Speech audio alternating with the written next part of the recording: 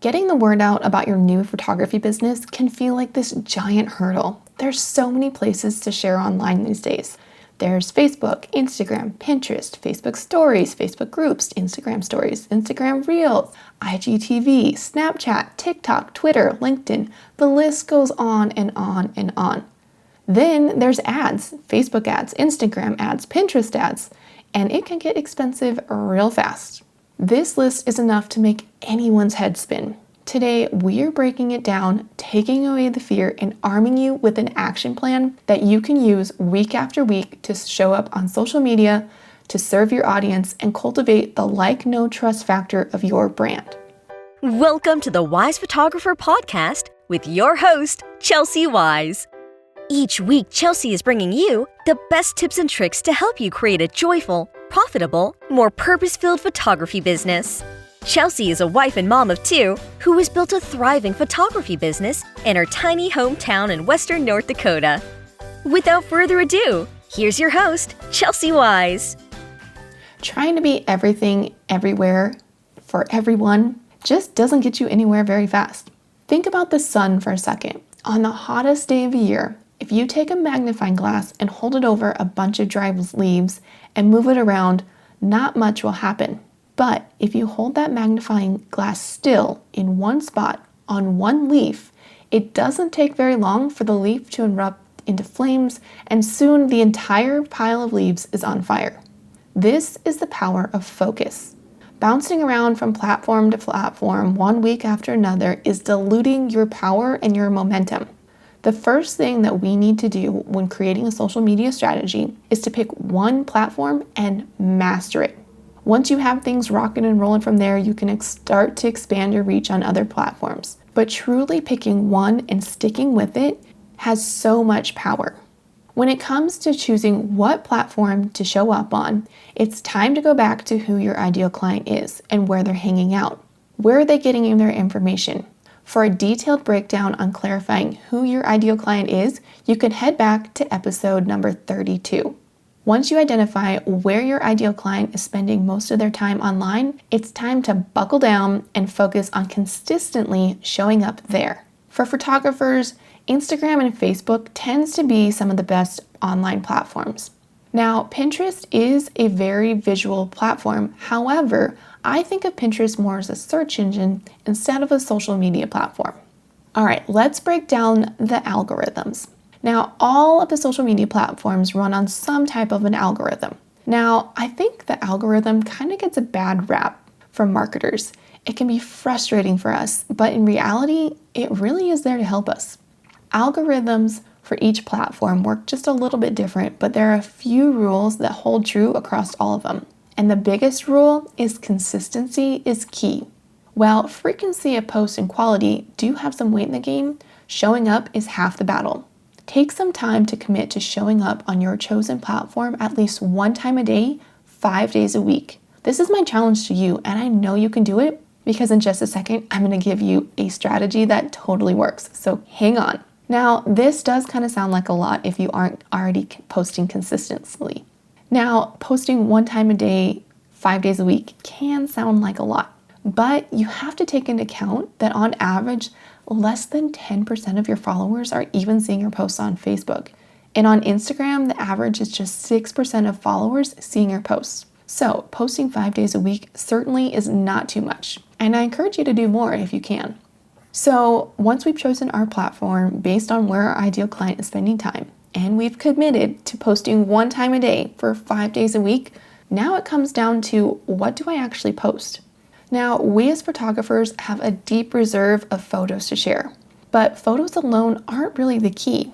Now, we all know the saying that a photo is worth 1,000 words. While that may be true, a photo paired with a strategic caption is worth marketing gold.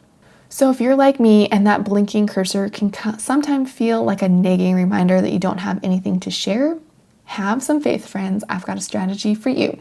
The strategy I'm about to share with you can come in handy because you can duplicate it over and over without feeling like you're repeating anything. So what does a social media strategy for photographers actually look like? If we're trying to build our like, know, trust factor, all leading to booking clients, what do we actually post? Here's what works for me. I rotate through 5 themes. Now, these themes are based on the captions, not the photos. So here are the themes: introducing yourself, behind the scenes, client testimonials, benefits, and promoting open spots. Now, let's take a second to walk through each of these and give you some more detail. Let's start with introducing yourself. There are a lot of photographers out there in the marketplace. In today's world, people want to feel connected to those that we've chosen to follow on social media. Now, you can build this connection by letting them know the real person behind the camera, the real person who has real struggles and flaws, just like them. It's totally possible to build your brand and a dedicated tribe by being yourself. I mean, that's why they're following you to begin with. Now, this can look like an official, hey, I'd like to take a second to introduce myself to all my recent new followers. Or it could simply be sharing something that's going on in your life outside of your photography business. You could share your interests like gardening or maybe a home project that you're working on. You could share things that you struggle with that your ideal client might relate to as well. Whatever you share, the goal is to let your audience know who you are, that real person behind the camera. All right, let's move on to behind the scenes. Take your followers behind the scenes. Show them what it's like to work with you. Now, this is a great opportunity to teach them something. And this doesn't have to be reinventing the wheel or crazy complex. It just has to add value to their life. What is something that your audience cares about that's something you could teach them or share that might help them out today? Remember, it doesn't have to directly be tied to your product or your sessions, but it does have to add value to your ideal clients. This helps to validate with them why they follow you. Maybe it's your self-care routine, or you could teach them how to make a body scrub that you love. If you're tuning into this podcast, you could take a screenshot and share how much you love improving your business. Ask your followers what podcasts they like to learn from. You want to see what you're doing day to day and see how you can share that with your ideal client and maybe teach them something along the way. All right, moving on to your past client testimonials. Now, we as humans like to be part of a group. We want to fit in. It's in our DNA. When other people who we like or that are like us share about how much fun they had working with you, it provides social proof that you are awesome. And it also helps move people to book with you as well.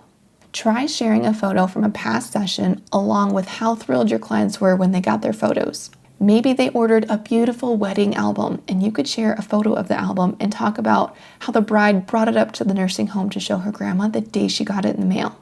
Don't be afraid to ask your clients for a testimonial. I suggest putting together a survey that is automatically emailed out to your clients 30 days after their shoot, asking them what the best parts of working with you was. Save all your client testimonials and praises in one spot so you can draw on them for inspiration from time to time. All right, now on to benefits. This is where you get to talk about what you are truly selling to your ideal client. Remember, people don't buy things just for the heck of it. They are buying solutions. Now, I get it. This can feel a little tricky as a photographer. The obvious answer is that they're buying photos. But why is it that they're wanting to capture this moment? Is it because this day marks the beginning of something important? Are they wanting a stress-free wedding day and you make that happen by making them feel relaxed and confident in front of the camera? Maybe you're a family photographer and you are tasked with documenting how much a family grows and changes over the years, how those cute little toddler cheeks are soon replaced with gap-tooth smiles. I hope you can see how sharing what you are truly offering is something so much bigger than just a 20-minute mini session with 15 photos. All right, guys, on to the last category. We have already served up 4 awesome posts that are cultivating the like, know, and trust factor. And now it's time to promote your open spots. Do you have any open spots for this month? Let your clients or potential clients know.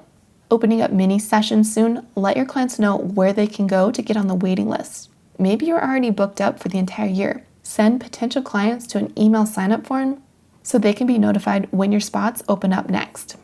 All right, guys, I've got a bonus category for you now, and that is answering frequently asked questions. Use a weekly post to answer questions that you get from clients from time to time. This post can be used to address reservations that someone might have before deciding to hire you. This type of post helps ease clients' mind before purchasing.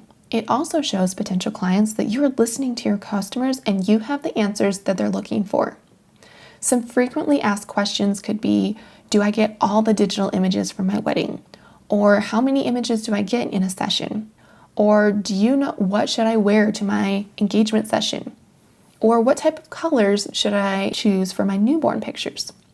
All of these questions are real questions that clients have that might just be second nature to you, but they don't know until they know. So share the answers with them.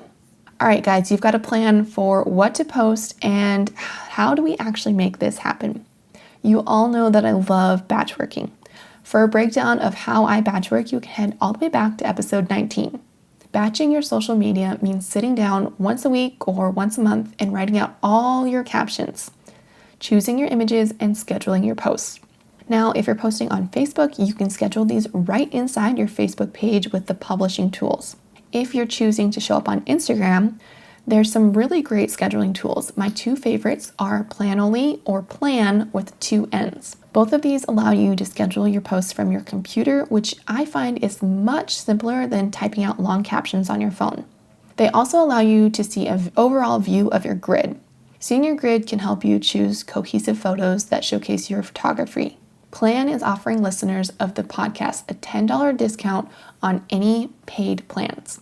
Plans start at just $9 a month. So they also have a free plan that includes 30 posts a month. So to grab your discount code, head to the show notes below. There you have it, guys, my tried and true strategy for social media as a photographer. You now know what platform to focus on. You've committed to consistently posting 1 time a day, 5 days a week, and you have 5 categories plus a bonus category that you get to rotate through week over week. And these categories aren't just photos. These are actually talking points, things that are going to help you cultivate that trust factor and how to actually ask for your sale, all while delivering amazing value for your ideal clients. As a special gift for you, I've created a social media cheat sheet just for photographers like you that walks you through each of these categories. If you want a copy of this cheat sheet, head to the show notes below and grab your copy. Thank you guys so much for taking the time to listen in to this podcast and this episode. If you haven't already, I'd love to invite you to actually subscribe to this podcast. We are already on episode 33 and we come out every week on Tuesdays. I just want to thank you guys so much for your continued support over the past year. It has been so amazing to meet so many of you guys from all over the world. It just blows my mind that I'm able to sit in my little office in the middle of nowhere, North Dakota, and really grow this podcast across the globe. So thank you guys so much from the bottom of my heart. I really, really appreciate it. That is it for this week, guys. I will see you next week. Bye. Thanks for listening to the Wise Photographer podcast. Dive into the show's notes for this episode and all past episodes at www.thewisephotographer.com. If you loved the show, share it with a friend. Thanks for tuning in, you Wise Photographer you.